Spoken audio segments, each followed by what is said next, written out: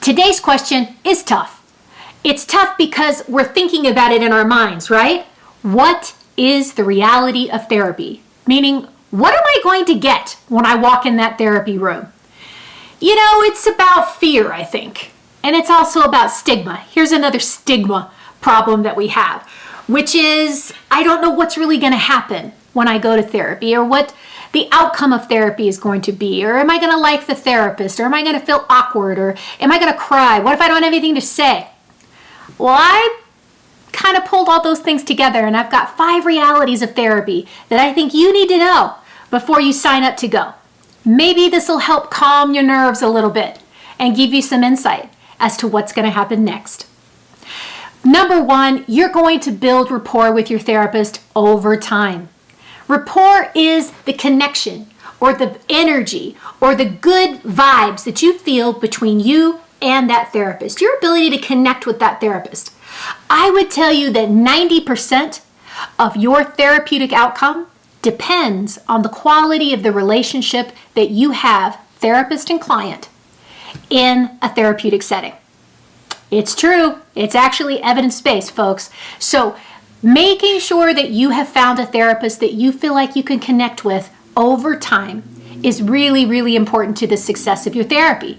Because if we don't feel comfortable in therapy, we're not going to go anywhere. Number 2, you will probably unpack issues that you know about, and you'll also unpack some issues that you didn't know about.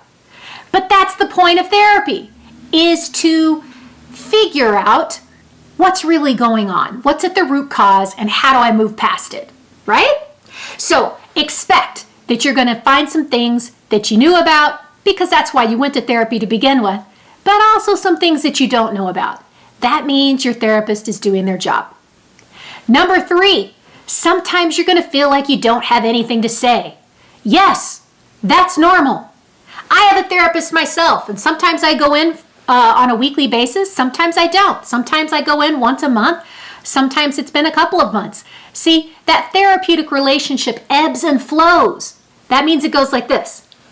Because sometimes we're in a good place, and then sometimes we're in a not so good place because of decisions that we make, or because there's stuff going on in the world like the COVID-19 pandemic.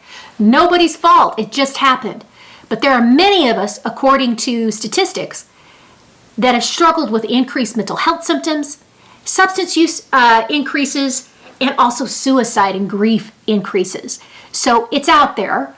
And I think that understanding that it's okay sometimes not to know what to say, or it's okay for the silence. Sometimes there's silence. It can be uncomfortable, but it can also be a really powerful teaching tool. It's okay to laugh. It's okay to cry. It's okay to leave therapy angry. All of those things are normal. Your emotions do not make you a bad person. When you go into therapy and you're feeling emotions, hopefully you're working through those things with your therapist. And what happens is progress. Over time, slowly. Okay, here's number 4. You're going to make baby steps. I think sometimes we think we're going to go into therapy and there's like this moment, right? Yeah, I'm not a singer. I know that. Moment, and aha, here it is. Like the one thing that makes all things come together. And now I know my purpose, my vision, my future, how I need to make decisions. Honestly, I would tell you that's never happened to me personally. And out of many, many, many hundreds of clients I've worked with over the years, I would say that's usually not the way that it happens. The reality is that you're going to make baby steps, mostly forward. Sometimes you're going to get stuck. Sometimes you're going to have little bumps in the road. That is okay. The whole point of therapy is to work through those challenges in a healthy way. And by going to therapy regularly, if that's what you need, you are definitely going to do that. Not only that, but over time, you're going to learn coping tools and strategies so that when stuff happens, because life happens, unfortunately, the things that in life that occur again or over and over, you're going to be better equipped to deal with that next time. And I think that is the whole point, is that we get better and better over time. Okay, reality number 5, you are going to slowly make progress. You're going to build confidence. You're going to build tools. You're going to build faith in yourself to make decisions for yourself that are the best for yourself.